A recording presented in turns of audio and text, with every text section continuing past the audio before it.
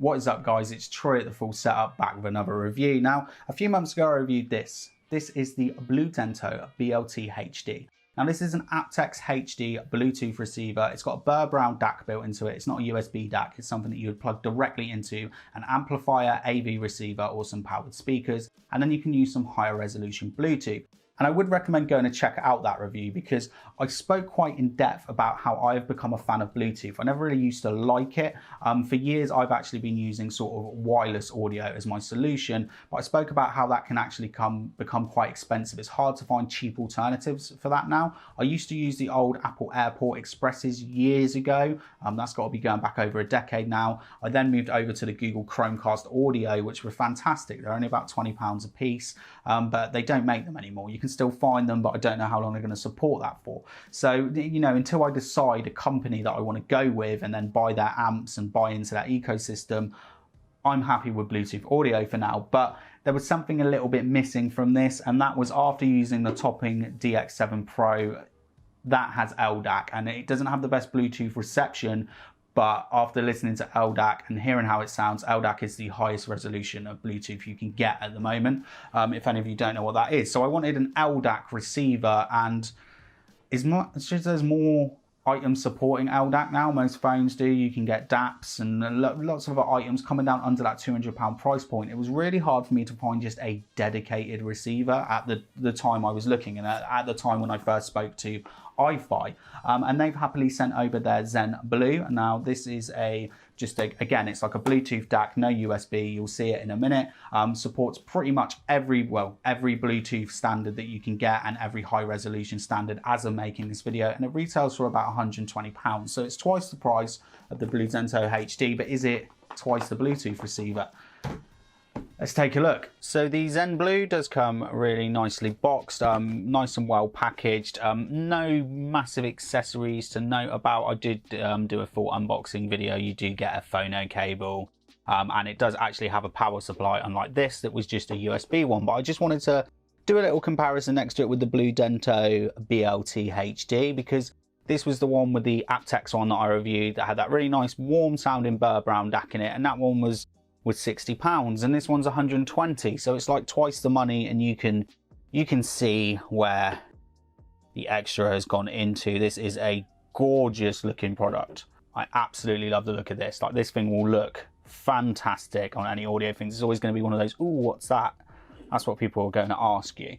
Really nicely finished, really nice weight to it, nice and solid. We're going to do the sound test all in one hit. I'm going to stop doing it while I play a little bit of audio and then show something else, because the problem is if I ever have to take that bit of audio out because of copyright, it just it messes with the video a bit. So we're just going to put the sound test all in one bit, and then I can take some out. But yeah, very happy with this one. I think I didn't like the aerial at the front, and with the iFi Zen Blue next to it, I definitely don't like the aerial at the front of it. But yeah, we'll talk about sound comparisons and everything after we've done the sound test, because we're showing it against the cheaper product, but we'll also talk about it against a more sort of expensive item as well. Now, one thing I really love about this is the ability to switch it between analog and digital. So if you didn't like the DAC, if you just wanted a nice LDAC receiver, if you've already got a very high-end DAC, you can come out of the coaxial, and you can also come out of the optical as well. And these are split. That is why you've got the switch, because these are completely separate on the board. And then we have a balanced output and the left and right output that I have been using.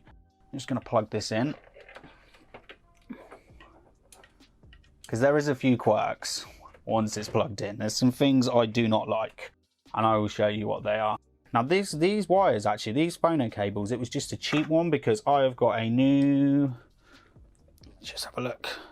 We've got rid of the little digital amps now. It's going to be quite hard to see, but I've got an AB amp on the desk now. That's a Pioneer one. I don't think it'll be on the desk forever. I actually got it because it has a feature on it called Power Amp Direct Mode. That amp, when it came out, was almost close to £300. I got it for £100 second hand. And basically the main plan, I know we're supposed to be looking at the iFi thing, but we've got to talk about it now I've shown it, is to actually run front pre-out from my AV receiver into this, and then have my front two speakers at Jenner's running class AB. But yeah, this cable just needed a cheap one, and hopefully we can get some focus. This is a prime wire cable. I've used prime wire a lot. I use their HDMIs, but this was a 2-meter one for £5, and it's a really nice cable. If you could see it coming all the way through, it's a very thick. The interconnects on it are just super tight. Like, I'm really impressed with this. So I think that's actually auto connected, which was going to be one of my bugbearers, was saying actually when you connect and don't connect again. Let me see if I'm currently connected to it. Okay, I am connected, but I'm going to try and play some music. Turn the amp on. Let's have a little look. Okay. Well, that sort of defeated one of my bugbearers, was that reconnecting seems to be an issue for me. It's not that I have to fully forget the device, but quite often, let me have a look. If I turn my, let's say if I turn my Bluetooth off. Your device is disconnected. So it says disconnected, and I turn my Bluetooth back on. It's going to do it now, isn't it? But this is one thing you'll notice, that will flash like that for about 5 minutes. Your device is connected. HWA. And then it tells you HWA. Now I have had, it's obviously being good for the review. That little step has been 50-50 for me. I would probably say more than 50-50, because I wanted to show you actually the connection issues have been a little bit, just a little bit annoying for me at time. Once it's connected, the connection is super strong. The range on that is as good as they claim. I can walk around most of my house. It's when I start going to the kitchen, which is below this room. So down the stairs, through the lounge and into the kitchen is when I get cutouts. Which we'll talk about in a second when I compare it to the DX7 Pro, my other DAC device. But yeah, it was just one thing that I haven't noticed, that the reconnecting's just been a little bit weird. Let's see what happens if I just disconnect now. Your device is disconnected. Now what it will do is it will flash like that for about 5 minutes, and I will just show you another shot, because I'm probably going to have to wait for it to stop, which we're not going to do in this video. But then it just does the blue at a slow pulsing, and it's annoying. If you were going to have this in your bedroom, the lights on the front, they're very good. They've got some good reasons to have them on there, but it's a bit annoying. And I know a lot of people have complained that this hasn't got a switch on it, and this needs to be a switch. I would very much actually like if the Bluetooth button, it's just I would like it if that you pressed it just once and it would do pairing, and if you held it, it was actually a power switch.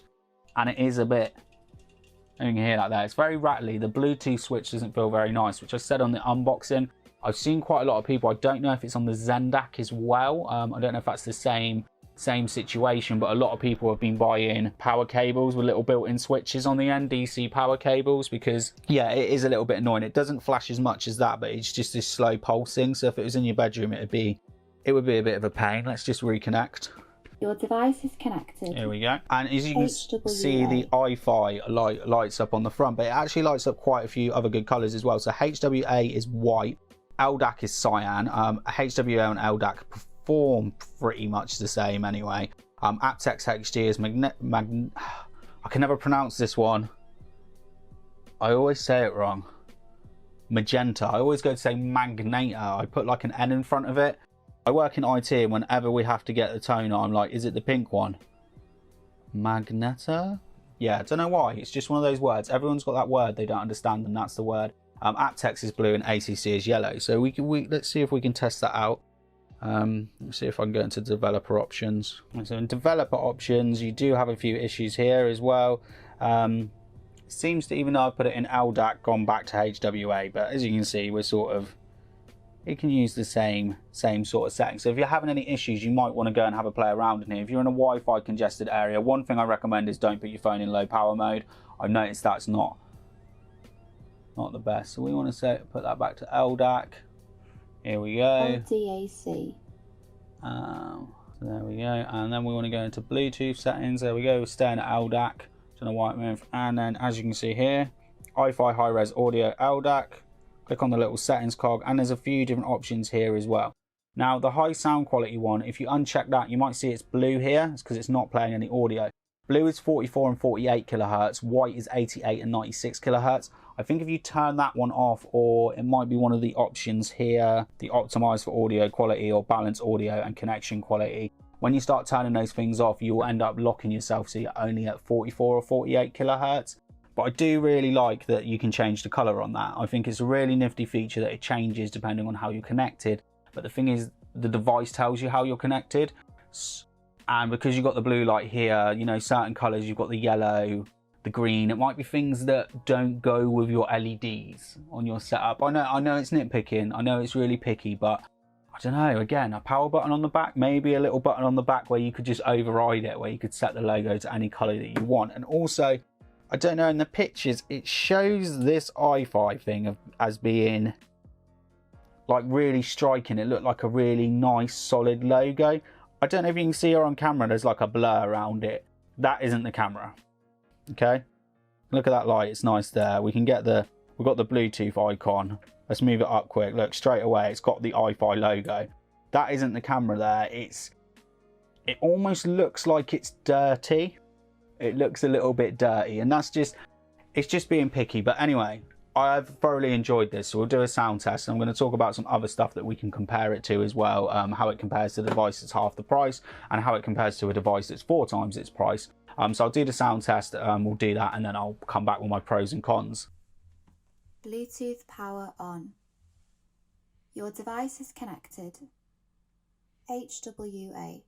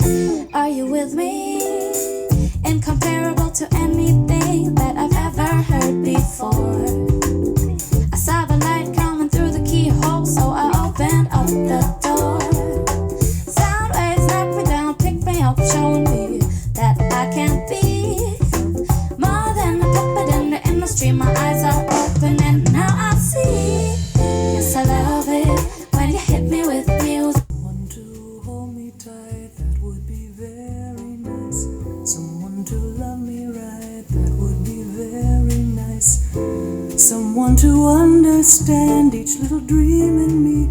Someone to take my hand, to be a team with me. So nice, that would be so nice. If one day I'd find someone who would take my hand and samba through life with me. Someone to cling to.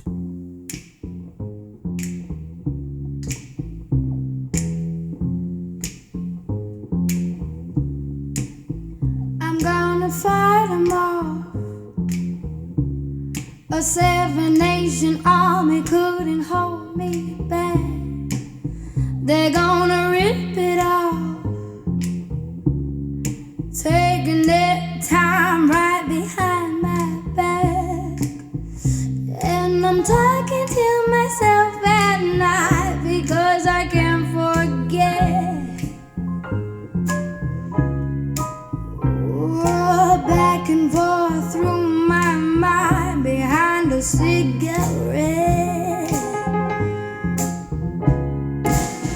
And the message coming from my eyes says leave it alone.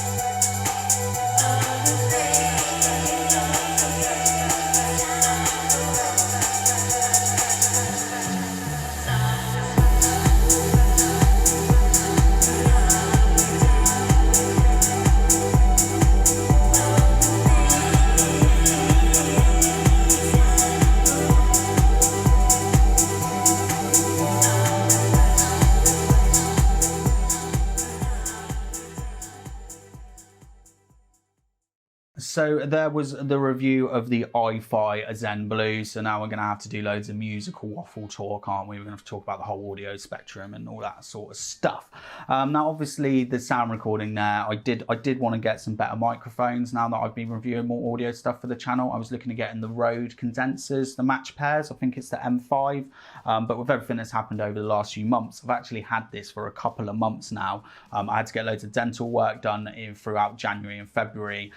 And then obviously March coming into April, we've had sort of all the coronavirus stuff. So I've used this a lot. This has almost become like a daily driver for me. And even though they don't list which Sabre DAC it is, which is a little bit annoying to compare it to other products, or maybe it might be a product that you already own as well, because, you know, they're used in so many of these sort of mini entry-level audiophile products. But yeah, I've been super impressed with the sound on this. You know, the Sabre DACs, they don't sort of lean to anything in the audio spectrum. Everything is just sort of as it should be. They don't overemphasize anything. But then, you know, it depends what you like to listen to, because I said I really like the Burr Brown DAC in this. It's a very warm sounding musical DAC.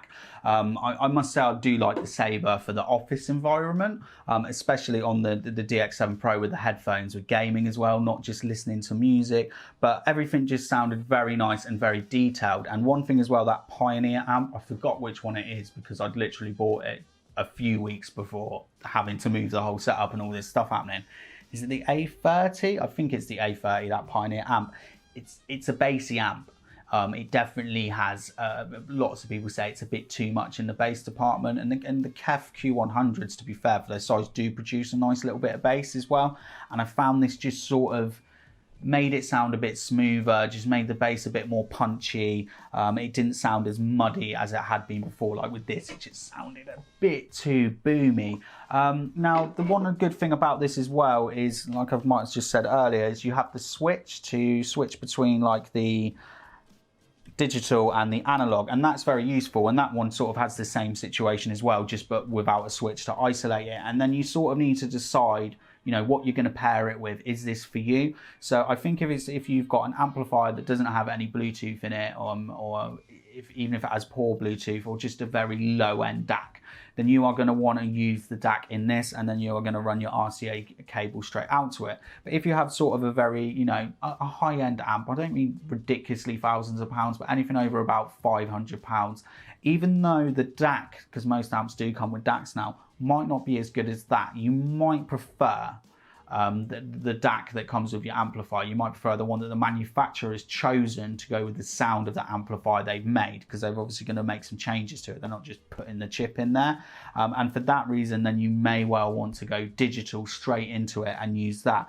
I do feel with this, sort of with what you're going to pair it with, I wouldn't pair this with powered speakers that are under like sort of £250 to £300. It's not to say you can't get good powered bookshelf speakers or powered studio monitors for that price, but I feel like you're not going to take full advantage of it. Something like the Blue Dento Bluetooth HD would be fine. Something I've been hugely impressed with this is the general signal quality on it. I don't know if you can see this over here. Can you see it on the camera? Can you see this little tiny aerial? Honestly, I love the DX7 Pro. I absolutely love it. It's always going to be something which I compare products to, and you can't complain at any of these, because that's a £500 to £600 DAC and headphone amplifier. But the Bluetooth range on it is it's so prone to cutouts, and it's the same with the MX3 as well. I contacted Topping, because Topping sent me stuff out, and I said I've just not been too impressed, and that's tested with this phone and with an iPad and with Jenna's iPhone as well, and they never really came back to me on it. One thing I was thinking, is it because it's a Wi-Fi congested area? Because when you use an LDAC, there is settings in there to maybe, you know, tone it down a little bit. And I do live, my old setup is in a Wi-Fi congested area, but since I've been here, which really isn't nowhere near as congested, still it has the same little cutouts and dropouts, and this just doesn't suffer from it. You can easily go out into another room. I mean, if a child runs in front of you or someone comes in, you get that little dropout, but it reconnects so quickly. And I I haven't actually tested it. I probably should have unscrewed this area and put it on the topping and seen what it did, because I did say I was going to do that another time. But yeah, overall, just the whole package, everything about it is beautiful, really nice sweet sound on it. But if you're someone that like really loves your vinyl and loves your high-res audio files, I mean, this isn't going to quite be there, but it is so close, and it's perfect for people who use like Amazon Music HD or Tidal to make the most out of your subscriptions as well. And I think it will be a really good pair with a lot of audio equipment. You will really like this, but I do have some issues with it, and I feel like in that bit of the review I feel like I digged at it more than I should have, and I tend to do that more with audio stuff than I do computer parts. I tend to pick at it more than not having a power switch. So obviously if I disconnect now, it's going to do that blue and red for a bit, and then it just goes to that pulsating blue. And if you're using that in an area where it's going to be like in your bedroom, it's going to be annoying. And to be fair, even if I had it on like plugged into my home cinema equipment, just having that blue light going while I'm watching a film will do my head in a bit. So it not having a switch, and like I said, it's doable. This Bluetooth button could be a power switch as well. I don't know what's going on inside, and I'm sure there's probably an engineer at iFi going, it can't be, there's stuff in the way. But you could just do like a triple tap or something to force a Bluetooth connection, long hold, and it turns the thing off. And that was also something that they whinged about in the Zen Blue, the actual, not the Zen Blue, the Zen DAC. The Zen Blue. So there is a little quirk there. I don't understand why it hasn't got a power switch on it. I understand people might think it'll be an always on device, but yeah. One thing that's always really annoyed me is when you connect to Bluetooth and they're like, connected to Bluetooth. I quite like this one, and I quite like that it tells you all the differences. That's something that I've really liked since using it, so you know sort of how you're connected. Generally, your phone's always going to connect to the highest setting anyway, but like I said, if you were maybe having these issues with range or stuff, especially something like on the topping, that's what I was doing. I actually backed down to Aptx-HD on the topping for a bit. Yeah, I do really like it, and I did actually digital straight out of it. Like I said earlier, I went digital straight out into the topping. That's how I've been using it a lot, but obviously to evaluate the sound, I've been coming RCA out straight to the speakers, and I really miss my speakers. I'm gutted I didn't have enough space for them. I really like those Kef speakers. Is there anything else? Because I do fully recommend this. I think for the price, it's very good value at £120 for what it is, because there isn't anything else available. And I do feel it's not twice the sound of this, but it is twice the product. Look at it from the size, higher resolution, the fact that it looks a lot better, removable aerial, so you could get an even higher gain one or a shorter gain one if you don't want to see it. Yeah, it's an all-round a better product. So if I looked at these both, I would say that cost that. I would probably say that cost even less actually, because you don't know that's a high-res Bluetooth receiver. You'd probably say that's a 30 quid jobby. But yeah, 120 quid is fair, but I think that was fair a year ago. Now the price of LDAC devices is coming down. Like I said earlier, you're seeing LDAC on a lot cheaper devices, and somewhere where I think this has got an issue is somewhere it's going to get a little bit of competition from, and that is from topping. Even though I've said that I don't rate their Bluetooth, that just could be me. No one's really come back to me on the topping reviews I've done about the Bluetooth connectivity issue. So if you have a topping product and you're having the same issues, please do let me know. But the DX, is it the DX3 Pro, or that, you know, the £150 DAC headphone amplifier, USB DAC as well, a Bluetooth receiver, and it does have a remote as well, and it, you know, you can turn it off by just holding the power button. That retails for about £150, £160, and they've just released an LDAC version of it.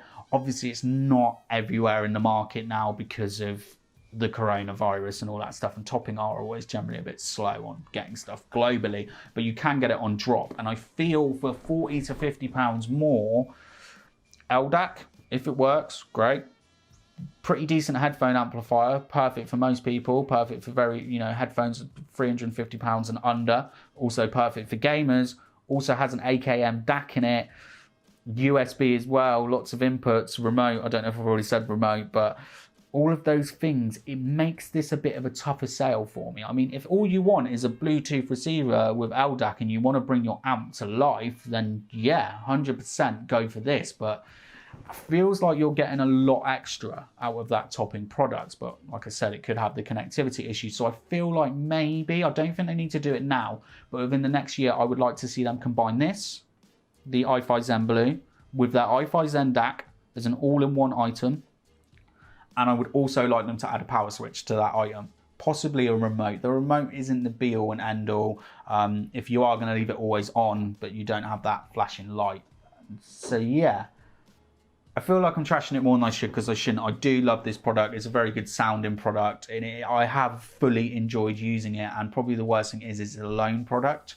I don't expect to keep everything, and I am gutted that I'm sending it back, because this has been a daily driver for me. I have thoroughly enjoyed using it at my other desk setup, and I have had for the last week I've been here, had it set up downstairs through my Wharfdale surround sound, and yeah, I do thoroughly recommend it. But if you're looking to get an all-in-one device with a few extra bits and pieces, or maybe adding this to like a headphone amp or something, that topping might be the better way to do it. But that's it. Anyway, that's the review today. Huge thanks to iFi for sending it out. You know, you might like what I said, you might not. It's just a few ideas. I always just like to put them out there. If you have any questions about this product, anything in this video, do let me know in the comments section below. Anything you'd like to see me do in the future. And I'm always up for recommendations as well. I've only really just started adding audio stuff to the channel. So if there's anything you'd like to see me do differently, something you would like me to add, you know, any ideas, things about capturing audio, you know, microphone suggestions. I want microphone suggestions. Let me know in the comment description. Anyway, that's it from me today. I'll see you later.